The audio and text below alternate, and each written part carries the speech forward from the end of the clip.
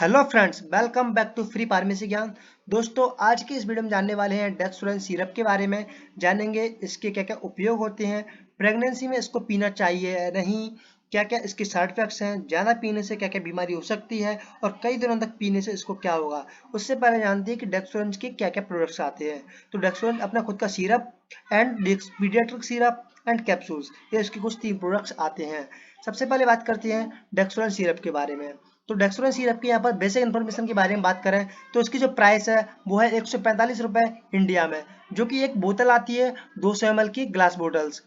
बात करें मैन्युफैक्चरिंग के बारे में तो इसको Franco Indians pharmaceuticals private limited company के द्वारा इसको मैन्युफैक्चर किया जाता है। स्टोरेज की बात करें तो स्टोर इसको किया जाता है ड्राई एंड कूल प्लेस पर, बिकॉज अब इसको सनलाइट से यानी कि प्रकाश की किरणों से दूर रखा जाता है।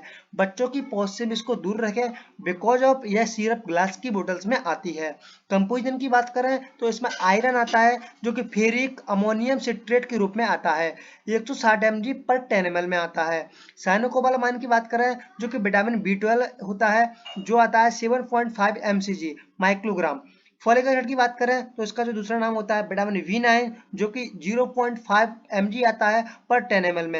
एल्कोहल की बात करें तो इसमें एल्कोहल 95% के फॉर्म में आता है, जो कि 0.87 ml पर 10 ml में आता है। बोतल्स को सूर्य की प्रकाश से दूर रखना चाहिए दोस्तों।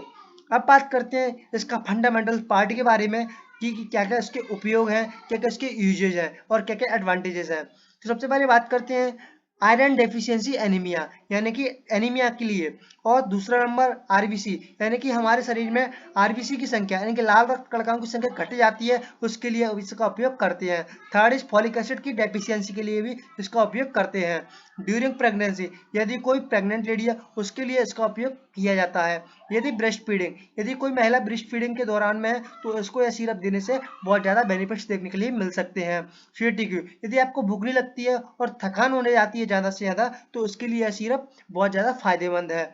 अब बात करते हैं कि इस सिरप को किस तरीके से पीना है या फिर किस तरीके से लेना है। तो इस सिरप को लेने के लिए जो तरीका बताया गया है यहाँ पर वो दो तरीके हैं। एक तो फॉर एडल्ट्स के लिए और चाइल्ड्स के लिए, यानी कि वयस्कों के लिए और बच्चों के लिए। वयस्कों के लिए बात करें तो 1 बड़ी चम्मच दिन में 2 बार खाना खाने के बाद, या फिर 10 ml सिरप दिन में 2 बार खाना खाने के बाद लेनी होती है। बच्चों के लिए बात करें तो डेक्सोरेंन पीडियाट्रिक सिरप अपना खुद का बनाती है। अब कुछ बातें हैं जो आपको ध्यान रखना बहुत जरूरी है। सबसे पहला ये कि यदि आप डेक्सोरेंन सिरप पी रहे हो उस दौरान आपको चाय और कॉफी से दूर रहना है। और यदि आप डेक्सोरेंन सिरप को ज़्यादा लंबे समय तक यूज कर रहे हो तो आपको कोई भी डिजीज हो सकती है, बिकॉज ऑफ इसके कॉम्प्लिकेशंस बताए गए हैं कि इस सिरप को ज़्यादा उपयोग नहीं करना चाहिए। मैक्सिमम से मैक्सिमम 3 मंथ्स के लिए इस सिरप का उपयोग किया जा सकता है। और यहाँ पर बात करते हैं कि इसको टी यानी कि चाय और कॉफी क्यों नहीं पीना चाहिए। तो यह चाय और कॉफी क्या करते हैं, हमारे आयरन का एब्जॉर्प्शन को नहीं होने देते हैं और हमें विटामिन बी सी यानी कि हो सके तो विटामिन बी सी की मात्रा, जैसे कि नींबू पानी और ऑरेंज जूस अधिक पीना चाहिए, क्योंकि यह आयरन के एब्जॉर्प्शन में हेल्प करते हैं। यदि बात करें कि आप इसके साथ कोई अदर मेडिसिन ले रहे हो तब क्या होगा, यदि आप दोस्तों इसके साथ कोई और मेडिसिन ले रहे हो जैसे सप्लीमेंट या फिर कोई और मेडिसिन, तो आपको क्या करना चाहिए, इस डेक्सोरेंन सिरप से थोड़ा गैप बनाकर रखना चाहिए। यानी कि अगर हमने कोई मेडिसिन ली है तो उसके 1 या आधे घंटे बाद डेक्सोरेंन को आप पी सकते हो। अब बात करते हैं कि ये हमारे बॉडी में किस तरीके से वर्क करती है।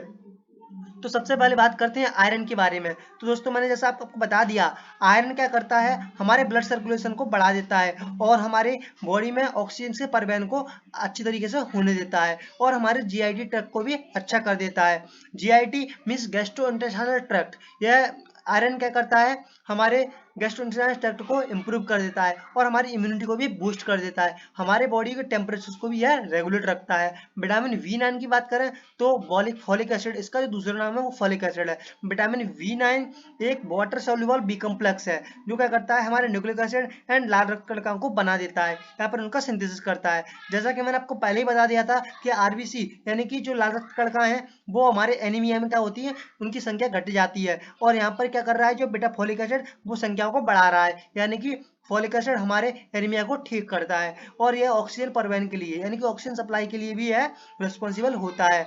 और यह क्या करता है, ओवरऑल ग्रोथ और डेवलपमेंट के लिए भी यह बहुत ज़्यादा फायदेमंद होता है।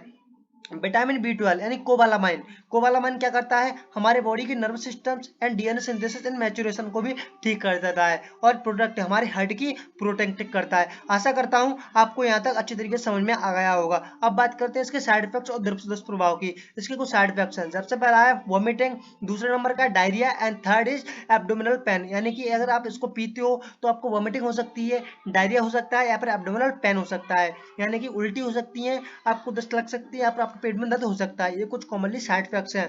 अब बात करते हैं इसके सेफ्टी एंड एडवाइस के बारे में। तो इसके कुछ सेफ्टी एंड एडवाइस, यानी कि हाइपरटेंशन पेशेंट्स के लिए इस सिरप को नहीं देना चाहिए एंड डायबिटीज पेशेंट्स को नहीं देना चाहिए, बिकॉज अब इसमें कुछ मात्रा में शुगर भी मिल के आता है। यह सिरप शुगर फ्री बिल्कुल नहीं है। किडनी एंड लिवर डिसीज की बात करें तो इस सिरप को kidney and liver disease patients को नहीं देना चाहिए। आशा करता हूं दोस्तों आपको यह वीडियो पूरी तरीके से समझ में आया होगा। अगर वीडियो आपको समझ में आया हो तो वीडियो को लाइक कर दें और चैनल को सब्सक्राइब कर दें। अगर आपको किसी अन्य टॉपिक पर वीडियो चाहिए तो नीचे कमेंट सेक्शन में कमेंट करके जरूर बताएं। वीडियो देखने के लिए धन्यवाद। आपका दिन शुभ हो।